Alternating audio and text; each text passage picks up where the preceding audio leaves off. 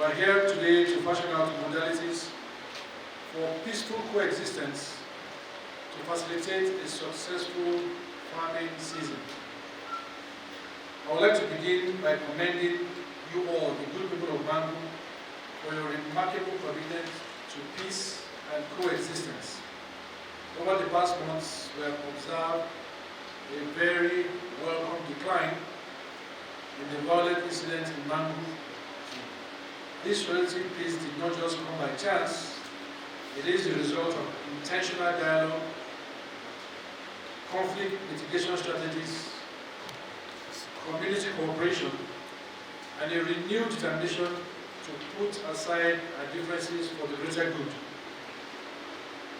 While celebrating this progress made in Mangu, we must face the unfolding realities in our local government area. I must express the concerns of security agencies about recent developments in parts of the states. In particular, there is a growing unease about the attack of miners at mining sites, as well as a large influx of cattle into farming communities. The scale and timeliness of this influx normally raises security concerns, but it's what we have been doing over the years, and this year will be no different. This development has resulted in some adverse outcomes, including farm destructions, isolated attacks, and attacks on livestock.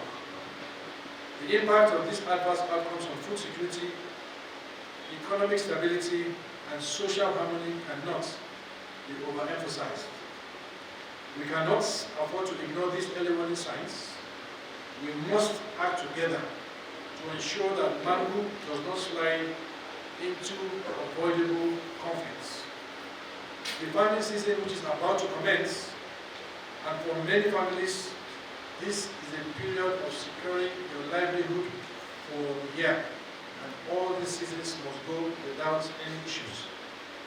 Therefore, any disruption of farming activities now will have dire consequences for the rest of the year and beyond. The Chief of Defense Staff has graciously approved the distribution of fertilizers to youth stakeholders on both sides of the divide in order to encourage farming activities within our joint operations area. While we deliberate on the strategies for a peaceful farming season, permit me to reiterate the need to reinforce community-based conflict resolution mechanisms, where traditional, religious, and community leaders must be at the forefront of dialogue between aggrieved parties.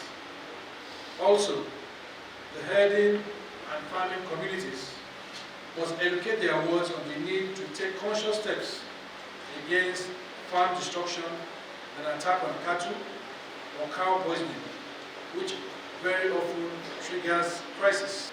All stakeholders could jointly develop and enforce a community-driven code of conduct for peaceful coexistence between farmers and herders in Mangu local government area. We must improve our early warning mechanisms to alert security agencies in a timely manner to enable swift response to any crisis that may come up. Mr. GOC, what you have come to do here on Plateau is succeeding. Your mission on peace is succeeding. We happen to have another good officer, the Colonel commanding your men here in Mangu, that is Sector 8. This is an unbiased officer, very, very neutral in his activities, and he's coming to promote the peace. If there is no peace in your community, all depends go to the women, because woman is the one that is taking care of everybody in the community. So we are happy for what you people are doing. Mine is an appeal. The youth leader and the women leader from Mangu stood up to plead if their people can be returned back.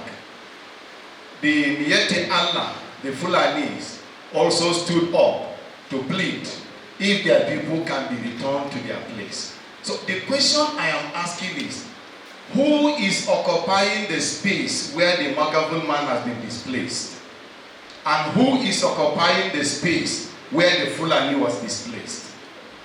Can we be sincere to ourselves? And I want to plead with our leaders that if from the both sides, these ones will say nobody should occupy this Fulani land, and this side will say nobody should occupy this Magavul land, sincerely, we will have enduring peace.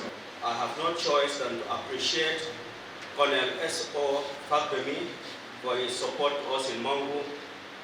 And then, like Oliver Twist will always say, we'll continue to ask for more. Because there are communities in Mangu that will wish that the Nigerian army help us to relocate our people back to their community. And I want to sincerely appreciate you for the distribution of the fertilizer, which will help in the farming season. And then kindly note, sir, that since the people in Shangal, Kombili, have not been relocated, so farming in that area will definitely be difficult. Similarly, in Idel, Manja, those areas also will need your attention, though the colonel is trying his best, but then our people are not there. So if the general commanding officer will help us to ensure that our people are being relocated, honestly, the people of Mangu local government will be highly excited. In this note, we plead with you to stand for all the people in Mangu, as the Mangu people are ever ready for peace. Our youth president has spoken. We want to sincerely appreciate the GOC. Your effort will never be forgotten. I remember some few months back, if you remember me, sir, when I stood up to make my speech or to make my contribution, I was in tears. But you can see me today laughing. Why? Because of your effort.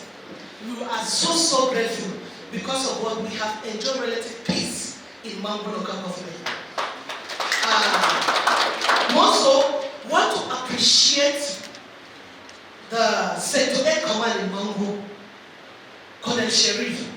We are so grateful, including the police. Anytime if there's any, uproar, the moment you call, there's swift response.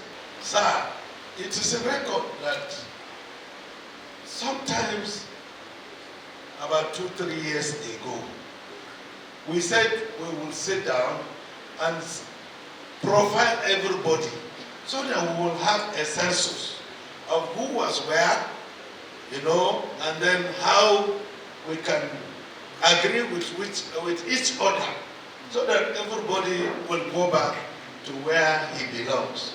But this is something that we have to do it with the government. We cannot do it on our own.